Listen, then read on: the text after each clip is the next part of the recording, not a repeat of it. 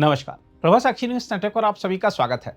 मोदी सरकार ने हिंद महासागर में ऐसा दांव चला है जिसने चीन की सबसे बड़ी रणनीतिक चिंता बढ़ा दी है।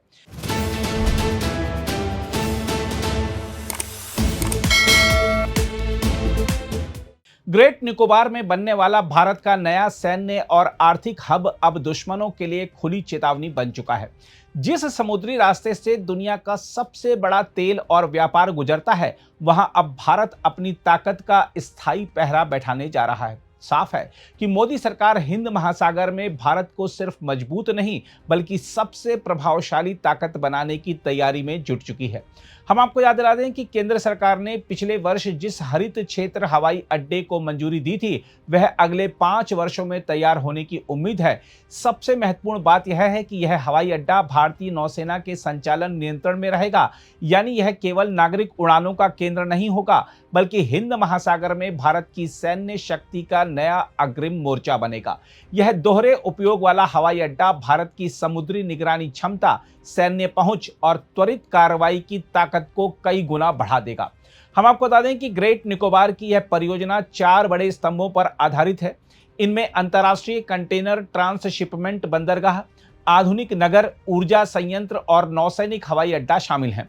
यह पूरा ढांचा भारत को उस समुद्री क्षेत्र में स्थायी उपस्थिति देगा जहां से दुनिया के 2/3 तेल व्यापार और आधा कंटेनर यातायात गुजरता है।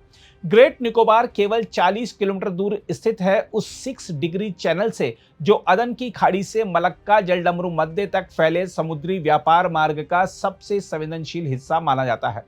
यही वह इलाका है जहां चीन लगातार अपनी घुसपैठ बढ़ा रहा है। हिंद महासागर क्षेत्र में कई बाहरी ताकतें आर्थिक और सैन्य दबदबा बनाने में जुटी हैं। ऐसे में मोदी सरकार का यह कदम भारत को दक्षिण पूर्वी हिंद महासागर में निर्णायक बढ़त देगा। यानी अब भारत इस पूरे क्षेत्र में सुरक्षा साझेदार और संकट के समय सबसे पहले सहायता पहुंचाने वाली ताकत के रूप में उभरेगा। रक्षा सूत्रों का साफ कहना है कि यह परियोजना 30 वर्ष पहले ही पूरी हो जानी चाहिए थी, लेकिन पिछली सरकारों की सुस्ती और दूरदृष्टि की कमी के कारण भारत ने बहुमूल्य समय गंवा दिया। अब मोदी सरकार उस रणनीतिक भूल को सुधार रही है। यह परियोजना भारत को अपने सैन्य संसाधनों की तेज आवाजाही, अग्रिम रसद आपूर्ति और समुद्री निगरानी में अभूतपूर्व क्षमता देगी। विशेषज्ञों का मानना है कि ग्रेट निकोबार के आसपास समुद्र में विशाल हाइड्रोकार्बन भंडार भी हो सकते हैं। यदि ऐसा होता है तो यह परियोजना भारत की ऊर्जा सुरक्षा के लिए भी ऐतिहासिक साबित होगी। यानी यह केवल सैन्य ताकत का सवाल नहीं बल्कि आर्थिक आत्मनिर्भरता का भी बड़ा आधार बनेगी। साथ ही मोदी सरकार ने उन आलोचनाओं को भी करारा जवाब दिया है जिनमें इस परियोजना को केवल व्यावसायिक योजना बताकर बदनाम करने की कोशिश की जा रही थी। रक्षा सूत्रों ने साफ कहा है कि इसे केवल कारोबारी परियोजना कहना भौगोलिक अज्ञानता का प्रमाण है। यह परियोजना सामरिक, आर्थिक और राष्ट्रीय सुरक्षा के लिहाज से भारत के भविष्य की धुरी है। सरकार ने यह भी स्पष्ट किया है कि सभी परियोजनाएं पूरी पारदर्शिता और विधिवत ठेका प्रक्रिया के तहत संचालित की जा रही हैं। हम आपको बता दें कि परियोजना के विभिन्न हिस्सों पर तेजी से काम चल रहा है।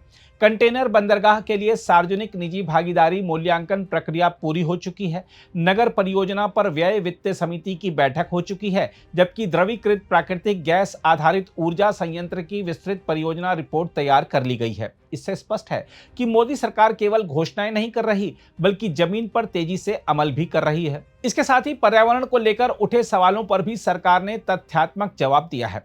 पर्यावरण प्रभाव आकलन के अनुसार पूरे द्वीप के केवल 166.1 वर्ग किलोमीटर क्षेत्र को विकास के लिए चिन्हित किया गया है, जबकि 81.74% क्षेत्र राष्ट्रीय उद्यान, जैवमंडल, आरक्षित क्षेत्र, वन और जनजातीय संरक्षण क्षेत्रों के रूप में सुरक्षित रहेगा। वन क्षेत्र के उपयोग में भी आधे से अधिक हिस्से को हरित क्षेत्र के रूप में सुरक्षित रखा जाएगा, जहां पेड़ों की कटाई नहीं होगी। इसके साथ ही वन्य जीवों, प्रवाल भित्तियों और मैंग्रोव संरक्षण के लिए 30 वर्षों में 2220 करोड़ रुपए से अधिक का विशेष संरक्षण कार्यक्रम भी तैयार किया गया है। लेदरबैक, कछुए, निकोबार मेगापोड और मगरमच्छों के संरक्षण पर विशेष ध्यान दिया जाएगा।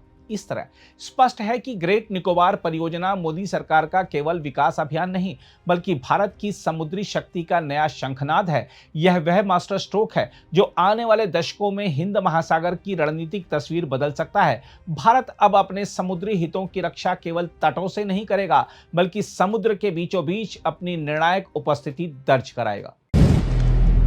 अगर आप भी लेना चाहते हैं देश दुनिया की तमाम जानकारी तो आज ही सब्सक्राइब करें हमारे चैनल को। साथ ही नीचे दिए बेल आइकन को जरूर दबाएं ताकि हर अपडेट आप तक पहुंच सके।